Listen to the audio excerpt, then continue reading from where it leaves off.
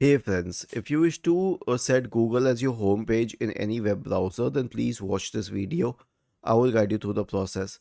See, it's different for different browsers. For example, in Firefox, you have to go to settings and then search for the word search engine. Okay, and then you can change it to Google as the default one.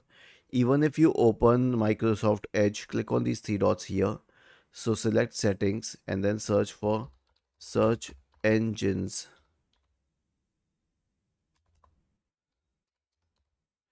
And then you can change the default search engine to Google.